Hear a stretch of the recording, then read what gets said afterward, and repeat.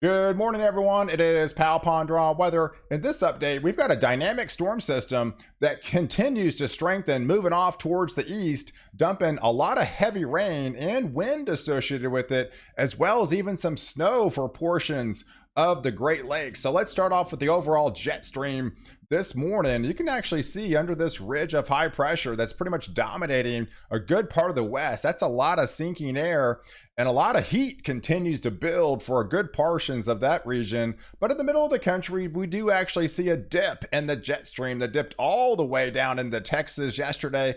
That was the culprit that brought all the severe storms and actually left a low pressure center out there into the Gulf of Mexico. But further to the north, we also have another low pressure center field building over portions of Michigan.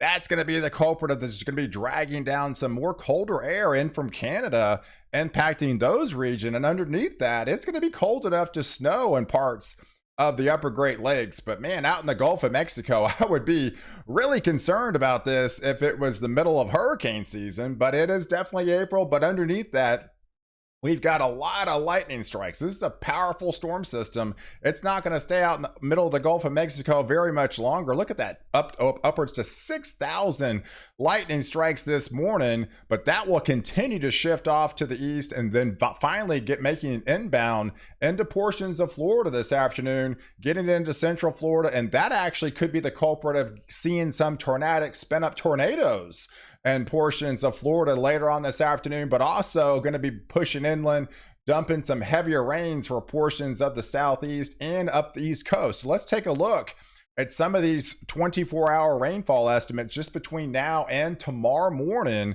And man, yeah, pretty good swath of 1, 2, possibly 3 inches of rain locked over a good part of the southeast, all up the east coast, especially getting up into portions of the northeast. This is just literally in the next 24 hours, and this is the beginning stages for a lot of heavier rain and definitely some chilly air for this region really over the next 5 days. So, but I've got some exciting news to share. I've actually partnered with Papa Rob's Coffee and created my own breakfast blend coffee. It actually comes in 2 different varieties, a bold and a smooth, and he also has 12 different other varieties to choose from, but he makes it fresh daily, and if you order today, it ships tomorrow. So that's the cool thing about it. And if you'd like to try some, I do have a discount code of a PAL15 to save 15%. And you can just go to paparobscoffee.com and order some for yourself. So let's take a look at the setup for tomorrow, because that low pressure center continues to build and strengthen up the East Coast, maximizing down here down to a 988 millibar low pressure. Yeah, where was this setup in the middle of winter, guys? For the Northeast, that would be a bona fide nor'easter for this part of the country. But again, it's the end of April and not January, but instead you still get a lot of wind, but you still get a lot of rain associated with this setup, as a good soaking is going to be great to cross a good part of the East Coast, and that will push up to the Northeast.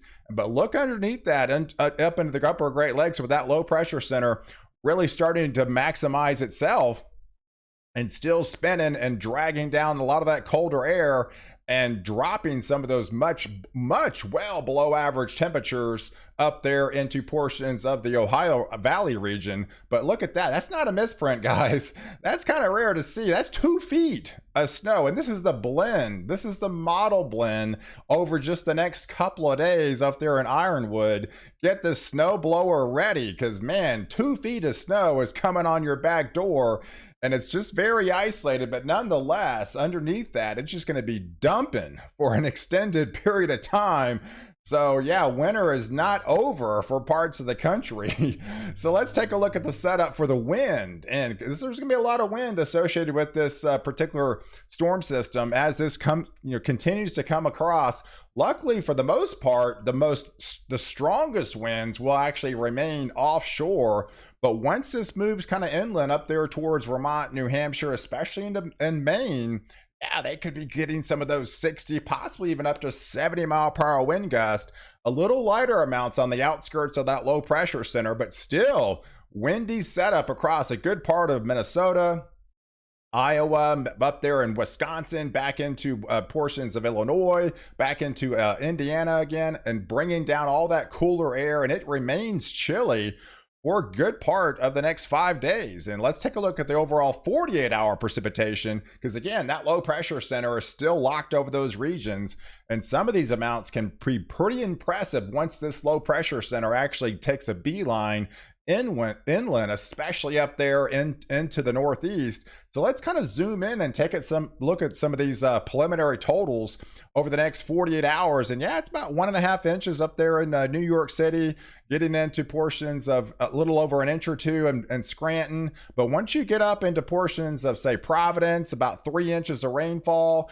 Back here up into Boston's 2 to 3 inches, a pretty good swath of rainfall. But yes, once you get up here in portions of, like, say, Portland, you're talking 5 inches of rain. So you could have definitely some isolated flash flooding in these regions, and this is just over a 2-day time span. So definitely a good soaking, even in portions of Montreal, looking for another inch or two of rainfall, for them. And some of that could be even some snow flurries flying. So, but look at that setup for Monday. That low pressure center just doesn't go anywhere.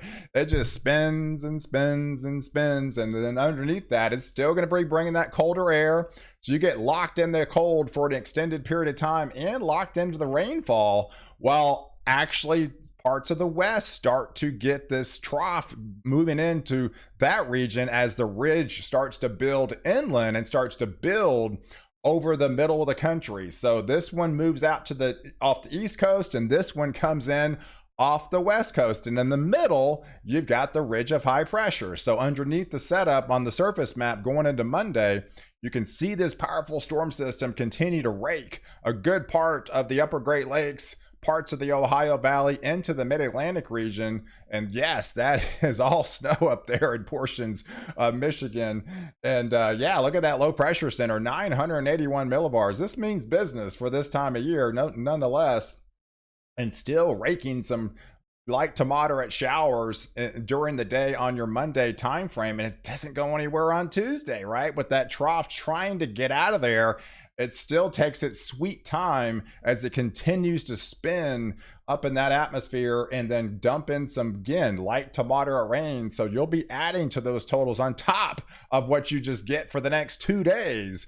While again, the middle of the country starts to get high and dry underneath that ridge of high pressure. But the change in dynamics starts to unfold to parts of the West Coast where you have been fairly on the dry side for the last week or two. You finally get a trough moving back in your neck of the woods, and you'll start to see the rain showers move back into the play, and much cooler conditions start to filter in it as well. But this is a powerful low pressure center, no question about it, as this just continues to wrap around and spin and continues to dump some very high winds in this area and heavy rainfall over 3, 4, 5 day time frame. Again, as the West Coast, we'll start to see another trough move in by Monday and Tuesday timeframe. But underneath that, that's chilly air, guys.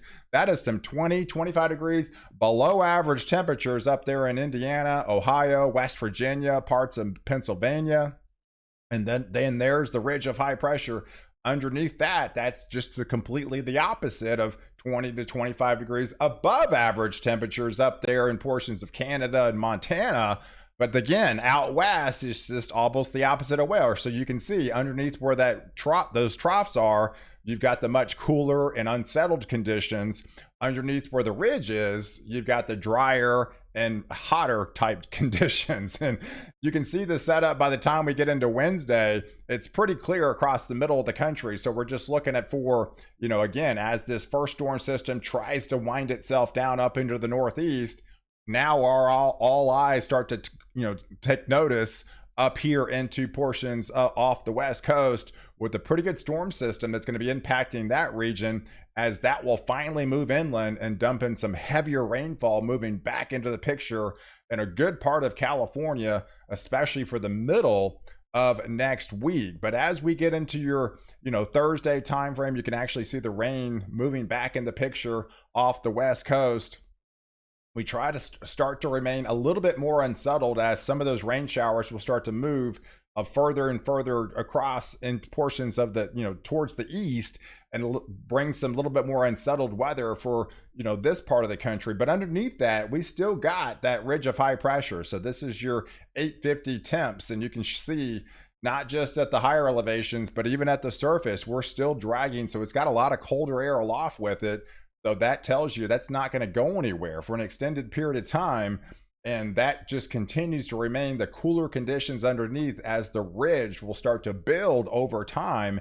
And you've got some heat really starting to build across the middle of the country. And so by the time we get into your Friday time frame, definitely the heat is on back for a good part of Texas. I mean, you'll be approaching 100 degrees today in Phoenix, probably 104 going into tomorrow, but then that ridge just continues to shift off further east. So by the time it sets up shop over into your Friday time frame, you'll be baking into the 90s for a good part of Texas, with that sinking air really starts to build and maximize over that region. And definitely that's what the Climate Prediction Center basically has. It has that trough essentially just dominating a good part of the East Coast and much of the Ohio Valley and much of the Northeast.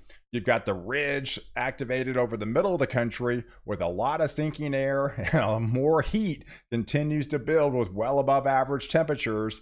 And then you have that trough coming back in off the West Coast, where you're going to be warm for the next couple of days, but then things change in a big way. And then once you'll start getting cooler and cooler, and then really by the time we head into your Thursday, May the 4th time frame through the next part of early next week, then yes, you'll still be well below average temperatures, by then. But overall, here's the rainfall estimates just for the next 7 days. So right now, we're concentrated on this storm system that's going to be locked over a good part of the Southeast, much of the East Coast, and especially up here to the Mid-Atlantic, as well as into the Northeast. So I showed you some, rainfall estimates just in the next couple of days, but you'll be adding to these totals over the next 7-day period. Yes, underneath that ridge of high pressure, that's going to be where the least rainfall is going to be for the next 7 days. And of course, when you got that unsettled conditions, the trough moving back in out west, then the rain starts to move back in the picture for a good part of the West Coast, especially for the Northwest, entering portions of Washington and Oregon, especially Northern California. You get lighter amounts as you extend further down into California, but still rain's moving back into the picture, especially along the coastal regions for them. So guys, I appreciate you guys watching. Do enjoy your weekend out there, and catch me in the next update while I protect you before and after storm.